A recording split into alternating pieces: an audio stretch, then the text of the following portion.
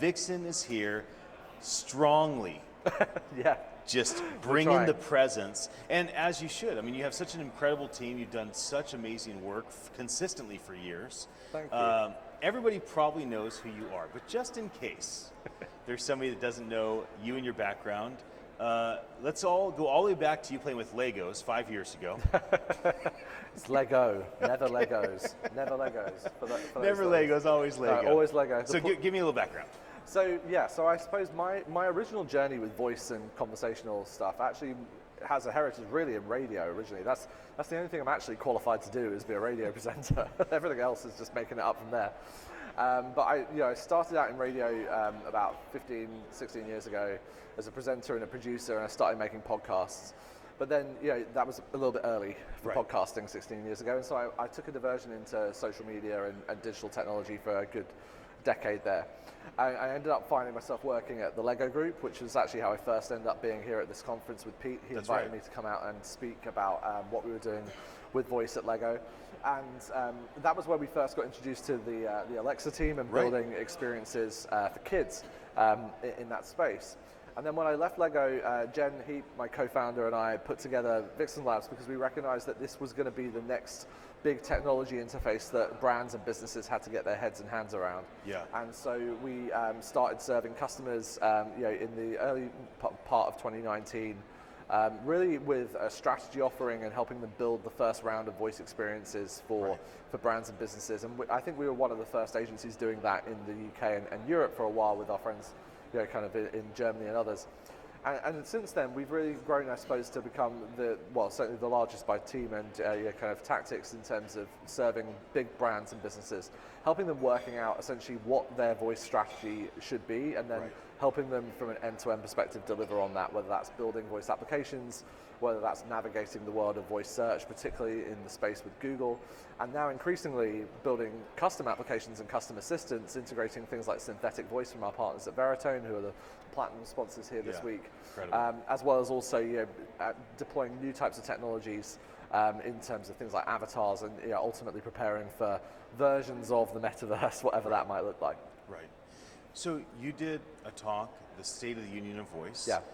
Why don't we touch on that? What's a couple of highlights? Where are we at right now as an industry? Yeah, I kind of use this example of us being a little bit like in a tornado of change right now, because there's some kind of hot air that's kind of blowing up from the ground in terms of things like synthetic and ambient computing, and there's also some suppressing forces as well in terms of trust, which actually is finally increasing. And what we've learned this year from our Voice Consumer Index, which is our big kind of State of the Union report that we do every year, is that actually people are trusting devices more than ever before, which is great. But they're also, the novelty value has kind of gone. People are just used to having these things around, and that's a really positive thing in many ways, because we no longer have to convince people that they should be doing it. But then the challenge comes with how should you be doing it, and that's what we're having to learn. So I find that we're really in this kind of state of transition as an industry, particularly since Google have stepped back from conversational actions, but Alexa have doubled down on them, and then the rise of the custom assistant is really changing the way in which people think about building voice and conversational experiences, because they're going to try and own that experience from an end to end. And whilst that's kind of an admirable goal, it's infinitely more complex in terms of what you have to do. And it also raises some really interesting, and I think quite challenging questions around the ethics and standards that we have to do that in a trusted way, a way that we can set kind of good examples for people to interact with artificial intelligence in the future, which maybe wasn't the best experiences when previous waves of technology like social and others have come along. So it's a really challenging but exciting time to be in the industry. When we talk about the future, there's two types of ways to speak of the future as a futurist.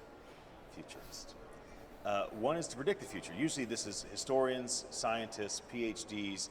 They're looking at the data and they're saying, based on the data and the modeling, we predict that this will happen in a year, in a decade, in a century. And then there are those that create the future with their voice. They say, this is what should happen, and here's how we're going to get there. And then them speaking it is what causes people to kind of come around and manifest that idea.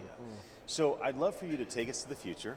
And maybe you could tell us, like, I predict this will happen.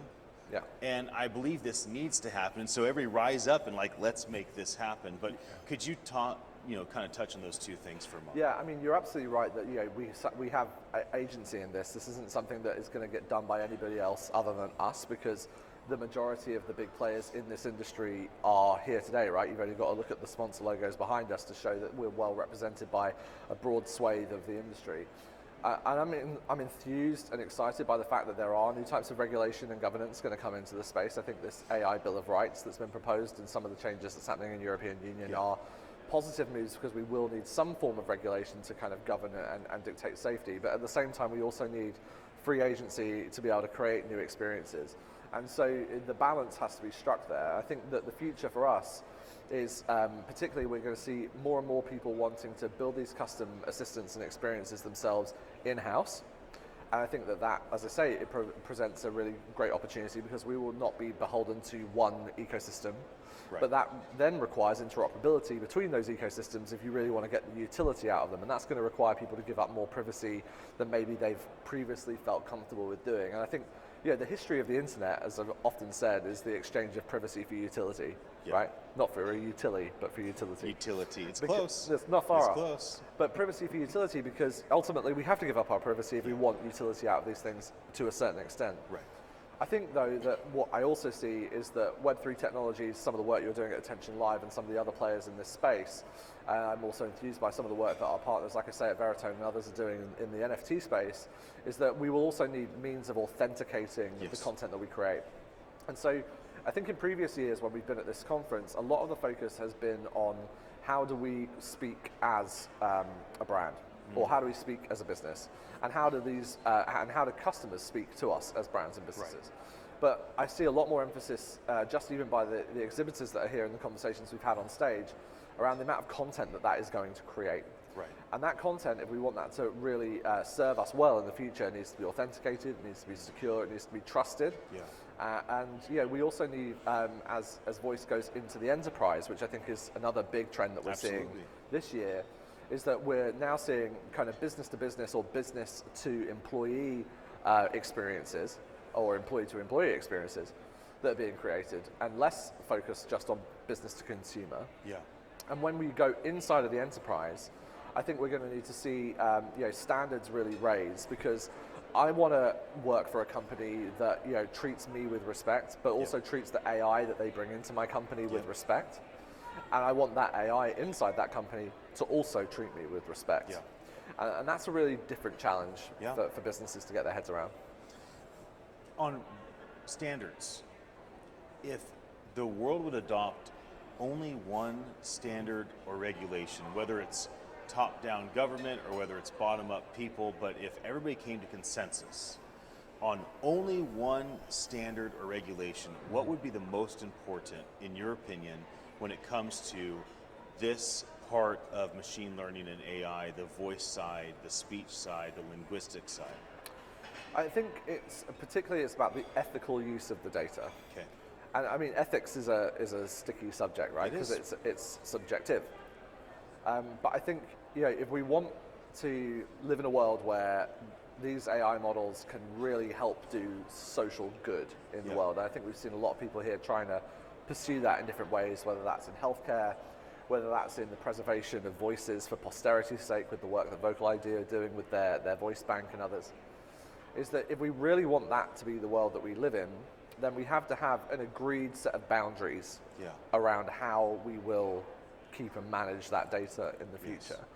And so I think there's not necessarily one standard, and maybe this is too much of a politician's answer, but there isn't just one standard, but what there is a need for us to work with the market and work with the regulators. And I think the work being done by our friends at the Open Voice Network in particular is helping do this, to come around a set of standards that will strike the balance between freedom and innovation, but also security and trust.